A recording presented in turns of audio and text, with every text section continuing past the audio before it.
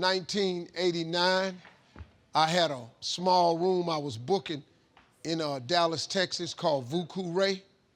And I used to book all the acts before you knew any of them.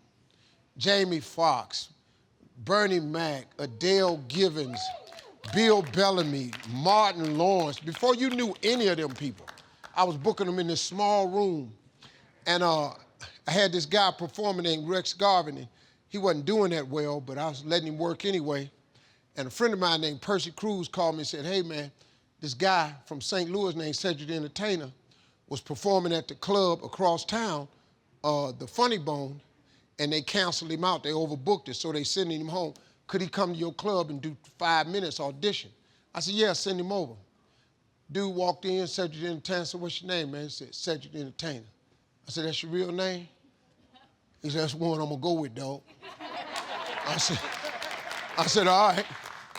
I said, hey man, right before the headliner go up, can you do 5 minutes? Clear it out. He said, how much you want? I said, give me 10. I put Ced on that stage, 10 minutes, he got a standing ovation.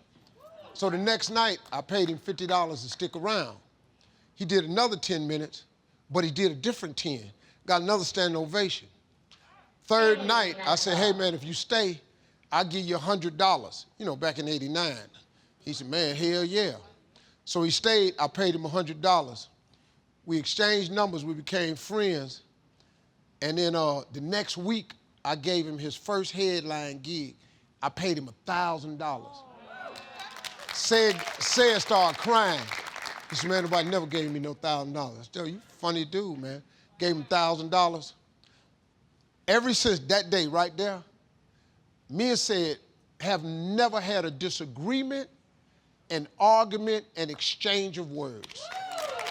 Ever. Steve Harvey Show, Kings of Comedy, me and that dude, ride or die. We stay in touch with each other. Best friend I ever had in this business right here. Cedric the